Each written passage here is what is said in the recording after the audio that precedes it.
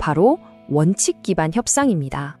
이 방법의 핵심 철학, 정말 간단하면서도 강력해요. 문제에는 강하게, 사람에게는 부드럽게. 그 사람의 진짜 속마음, 즉 숨겨진 욕구나 걱정이 뭘까?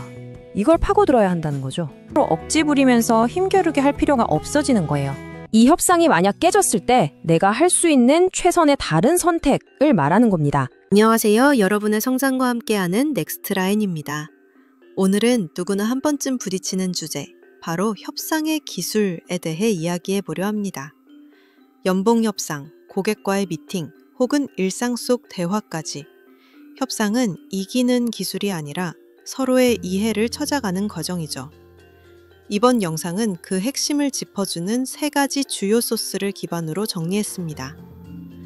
첫째, Variables associated with negotiation effectiveness. 마음 챙김이 협상력에 미치는 영향을 다룬 연구. 둘째, 허브 코엔의 명저 You can negotiate anything.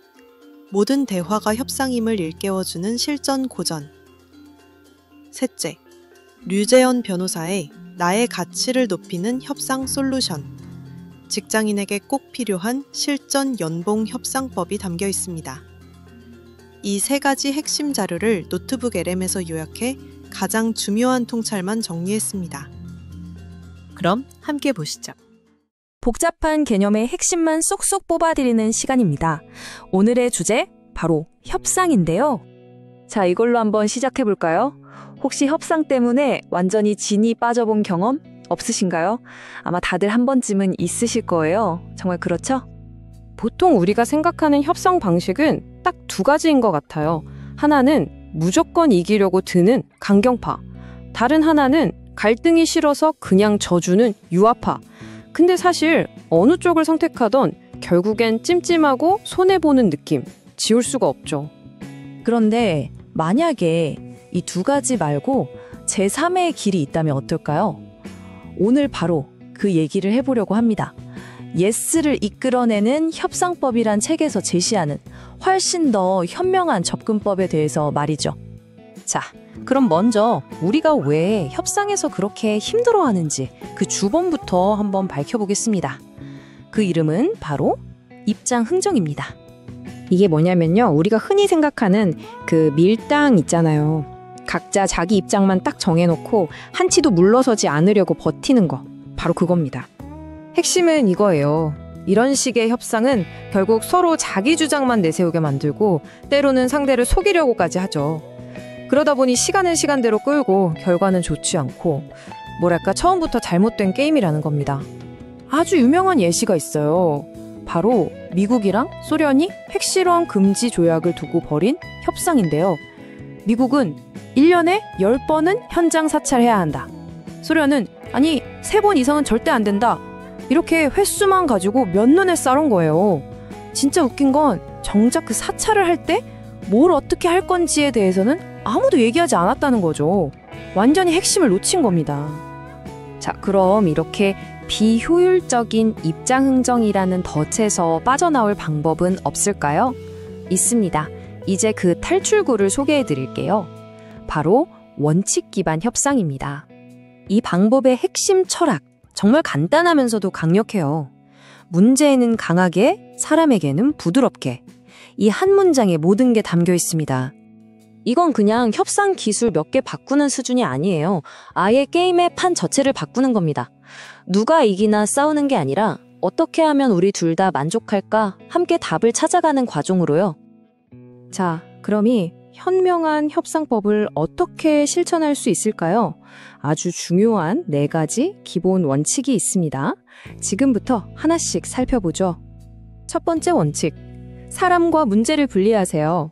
이게 무슨 말이냐면 저 사람이 밉다고 해서 협상 안건까지 감정적으로 대하면 안 된다는 거예요.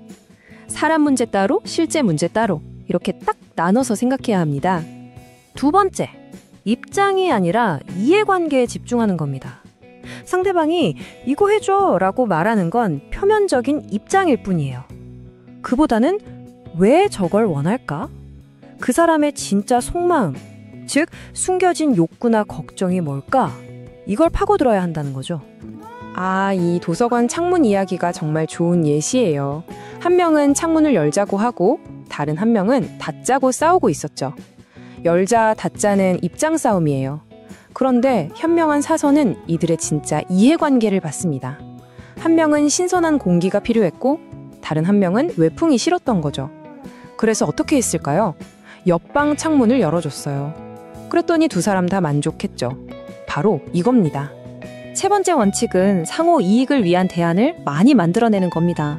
보통 협상하면 한정된 파일을 누가 더 많이 가져가나 싸운다고 생각하잖아요?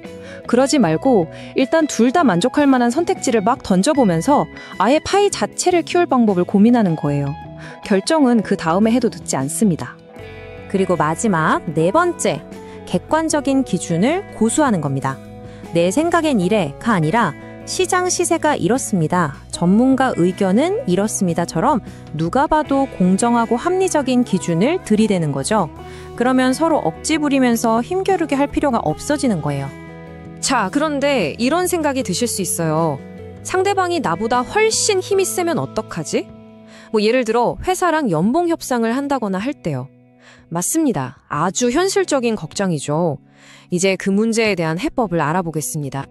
결론부터 말하면 협상에서의 진짜 힘은 돈이나 직급이 아니에요. 바로 이 베트나에서 나옵니다.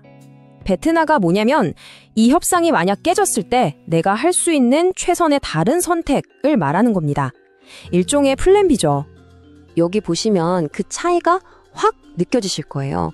다른 회사에서 오라는 데가 한 군데도 없는 상태에서 연봉 협상을 하는 거랑 이미 다른 두 곳에서 더 좋은 조건을 제시한 상태에서 협상하는 거랑 누가 더 여유 있을까요? 당연히 후자겠죠. 나쁜 제안을 당당하게 아니요라고 말할 수 있는 힘, 그게 바로 강력한 베트나에서 나오는 겁니다. 자, 그런데 세상에는 정정당당하게 협상하지 않는 사람들도 분명히 있습니다. 그쵸? 소위 더티 플레이를 하는 상대는 어떻게 해야 할까요? 그 대처법도 간단히 알아보죠. 상대방이 의도적으로 거짓말을 하거나 좋은 경찰, 나쁜 경찰처럼 연극을 하거나 아니면 이거 아니면 끝이야 라고 압박하는 경우가 있죠. 이럴 때 핵심은 휘말리지 않는 겁니다. 지금 의도적으로 압박하시는 것 같은데 우리 문제 자체에 집중해서 이야기하죠 라고 딱 짚어주고 다시 원칙 기반 협상의 장으로 끌고 오는 거예요. 자, 그럼 이제 오늘 이야기의 핵심 다시 한번 정리해 볼까요?